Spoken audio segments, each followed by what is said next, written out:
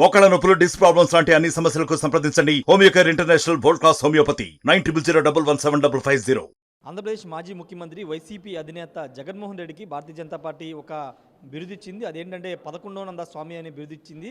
దానికి గల కారణాలు ఏంటో తెలుసుకోవడానికి ప్రస్తుతం మనతో పాటు బీజేపీ అధికార ప్రతినిధి సామంచి శ్రీనివాస్ ఉన్నారు. వాటితో పాటు తిరుమలలో మొన్నటి వరకు టీడీడీ చైర్మన్గా ఉన్నటువంటి భూమన కరుణాకర్ రెడ్డి అక్రమాలకు పాల్పడ్డారని కూడా ఆయన ఆరోపిస్తున్నారు. అవన్నీ కూడా మాట్లాడదాం. సార్, మీరు జగన్ని 11వ స్వామి అంటున్నారు. దేనికి, ఎందుకు ఆ పేరు పెట్టారు?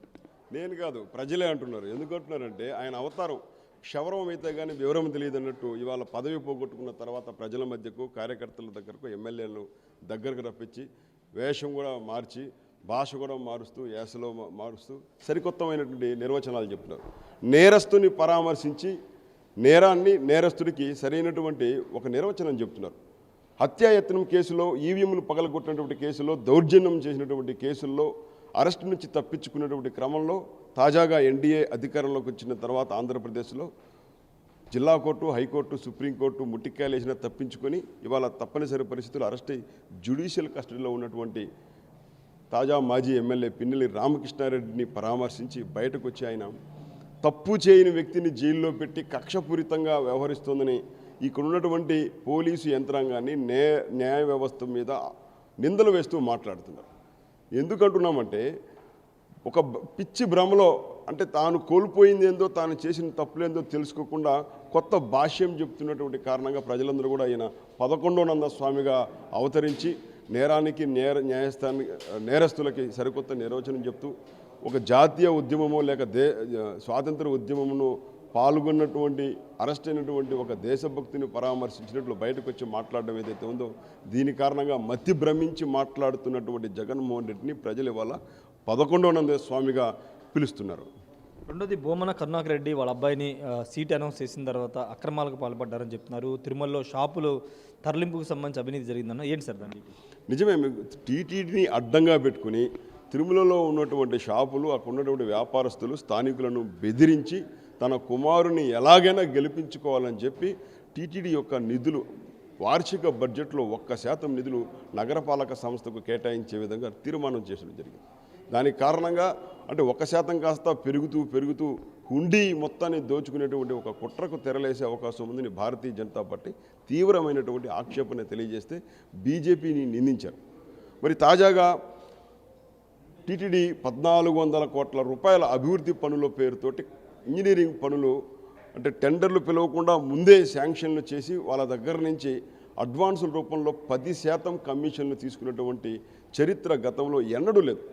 భూమన కరుణాకర్ రెడ్డి ఆ రకమైనటువంటి అక్రమాలకు తెరదీశారు.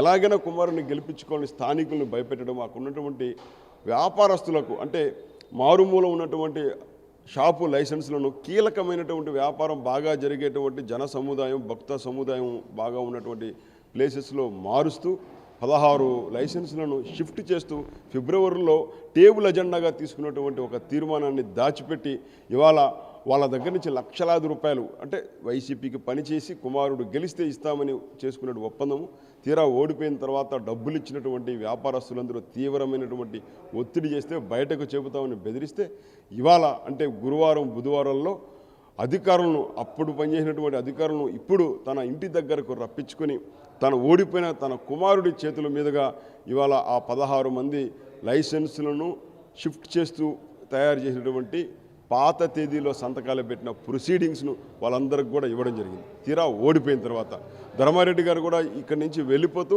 ఫిబ్రవరిలో చేసినటువంటి టీటీడీ బోర్డు తీర్మానాన్ని కూడా ఆయన రివోక్ చేసి వెళ్ళారనేది కూడా సమాచారం ఉంది.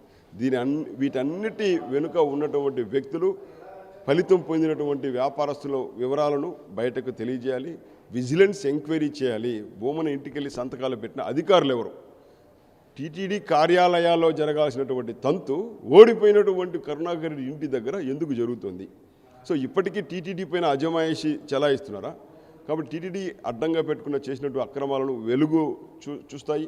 ఖచ్చితంగా అక్కడికి వెళ్ళి సంతకాలు పెట్టిన అధికారుల పేర్లు, ఆ 16 మంది యొక్క వివరాలు భారతీయ జనతా పార్టీ బయటపెడుతుంది. తప్పు చేసిన అధికారులు శిక్ష పడే విధంగా విజిలెన్స్ ఎంక్వైరీ చేయాలని చెప్పి, తిరుమలను ప్రక్షాళన చేయాలని చెప్పి నేను డిమాండ్ చేస్తున్నాను.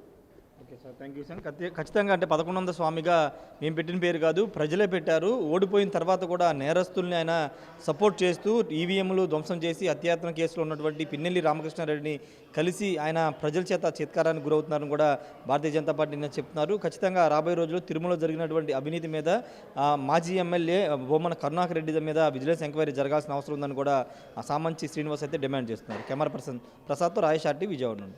మరిన్ని వీడియోస్ కోసం ఛానల్ ని సబ్స్క్రైబ్ చేయండి, లేటెస్ట్ అప్డేట్స్ కోసం వాట్సాప్ ఛానల్ ని ఫాలో చేయండి అండ్ లింక్ డిస్క్రిప్షన్ లో ఉంది.